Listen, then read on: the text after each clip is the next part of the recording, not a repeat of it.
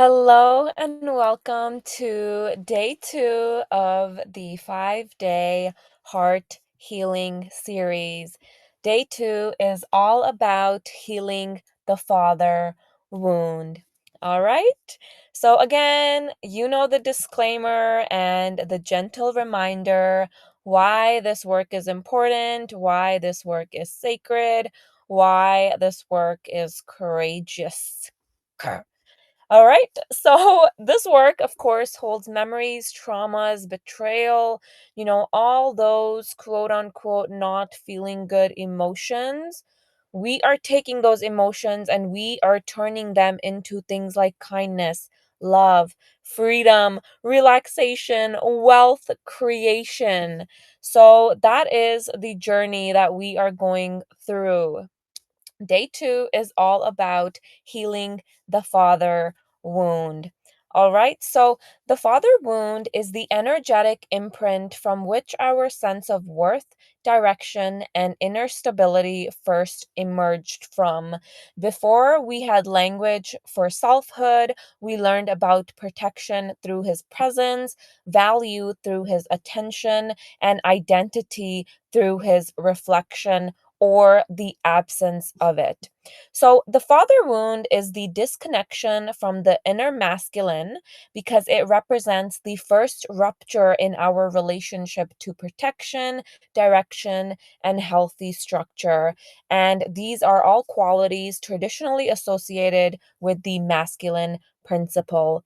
Again, not gender, but energy. Yesterday, day one was all about the mother wound, the inner feminine, and today is all about the inner masculine. And we all have an inner masculine part to ourselves. And if this part of ourself is wounded, then we have a very difficult relationship with things like feeling safe, feeling protected, feeling like we have sense of direction, feeling like we have healthy structure in our lives.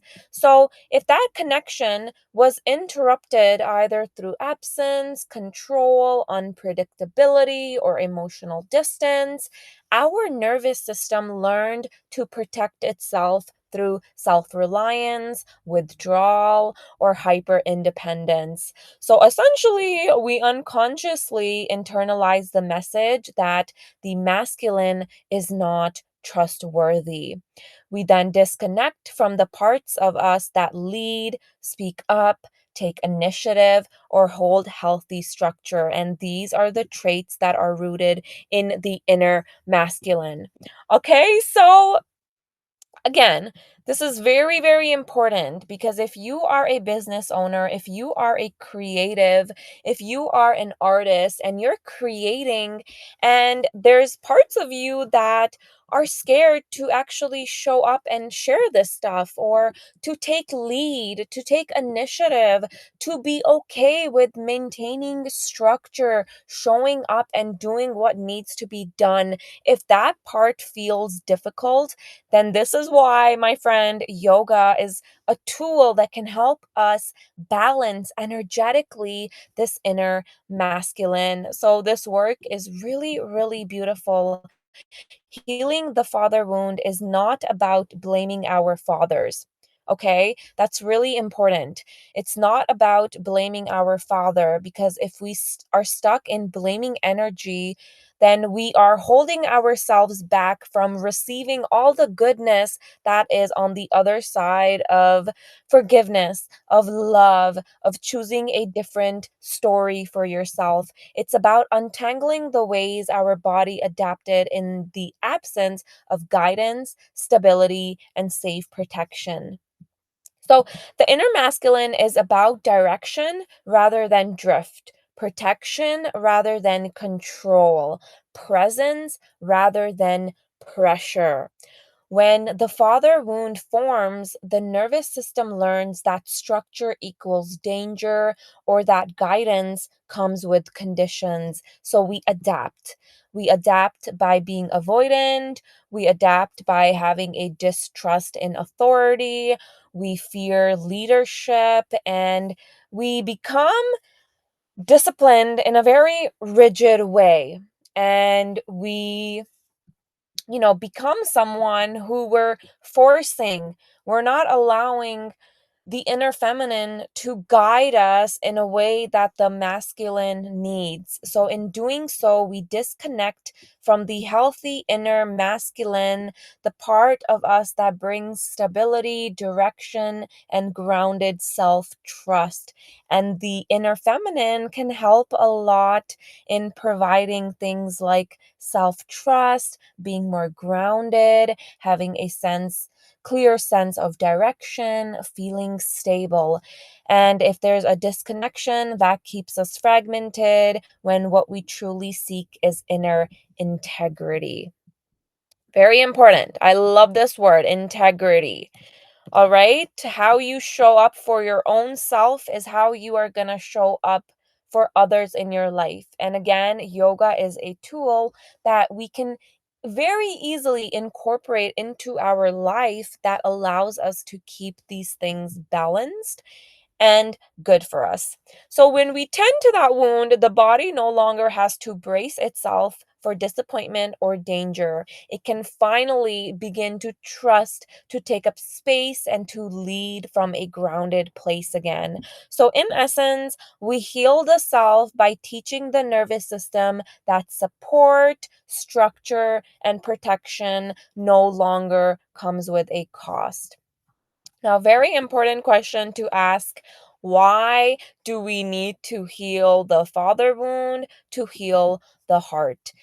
So, in my book, If My Heart Could Talk, chapter 2 is all about poems regarding the father, the inner masculine, and as the subtitle, I label it as a journey through strength, anger, and forgiveness. And personally, for me, this is what my own journey of going through the father wound, healing the father wound, it was these three key things that I focused on that allowed me to heal that relationship with the inner masculine. So the heart can hold on to these sensations if they weren't fully processed, felt, or acknowledged. So if we were never taught what safe strength looks like, if we were never taught how to express anger in a healthy, safe way, if we were never taught what forgiveness looks like, then we can hold on to feelings that we did not allow to be fully processed because no one showed us how to process these feelings, how to actually show up from a place of strength, how to use our anger in a healthy way, because anger is actually a really beautiful emotion to have and embody. Okay, anger is the part of you that is strong, that is holding on to that fire, that has so much to say, and yoga is a tool that helps us to control our anger and how we express it in our creativity, in our life, in our relationships. So, number one, strength. When being strong becomes the only option. Who can relate? Let me know who can relate. The father is often associated with structure, protection, and expectation. When those are missing, distorted, or conditional, the child learns to perform strength as a survival strategy. The child becomes the provider of their own stability. They overfunction, strive, self contain.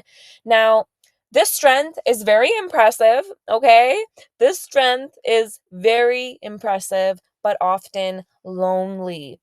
And that is because it comes from absence and not empowerment. So, like I was saying, strength is a beautiful thing if it is coming from a place of empowerment. If you're showing up and using your strength for good, using your strength to become that part of you that is just a little bit beyond your comfort zone. That requires strength. So, if we have a healthy relationship with strength and how it shows up in our body, and we give it space. We nurture this strength. We realize that it comes from empowerment and not absence. Through yoga, we can begin to create a healthy inner masculine. And so, when being strong becomes the only option, and when we have that father wound, this is what it looks like. We often can internalize things like, if no one will carry me, then I'll carry everyone. If love is earned, then I will earn it by being good, capable, and unshakable. And so these things, yes, we praise them in society, but if this often leaves you feeling drained and feeling alone, then that is operating in a strength that is not optimal for you. Because that beneath this strength, the part of you that thinks that you need to carry everyone, beneath that type of strength is grief. And grief is a huge topic in this community. Grief is a huge thing that we focus on because oftentimes a lot of the stuff that we are carrying comes down to grief. The grief of never having been held long enough to fall apart. So, beneath all of this, you might just be grieving the love that your father never gave you. Truthfully, it comes down to that, and we avoid these feelings because they are not easy feelings. And number two, anger. This is the fire beneath the silence. Anger is often the emotion we're not allowed to feel toward our fathers, especially if they weren't around or tried their best but still hurt us. That buried anger holds truth. It says, you should have shown up. It says, I needed more than what you were able to give me. So if we're walking around with this internal thought that we wish our fathers gave us more than what they actually did, then that is a part of you that's holding on to a lot of resentment, a lot of grief. And if that's how you are operating, you're going to start showing up like that in your other relationships, and you might not even be realizing that this is happening. And again, we use things like yoga to help us take that anger, feel it in the body, and create something beautiful with it, because oftentimes anger does not have a place to go to.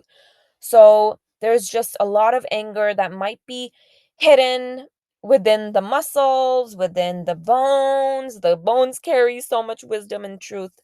The whole body carries so much wisdom and truth. So when we, you know, start talking to those parts of ourselves, we realize what truth looks like and what truth means for us.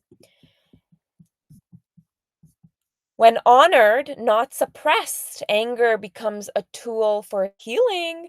It sets boundaries, it protects your inner child, it speaks of what was never said.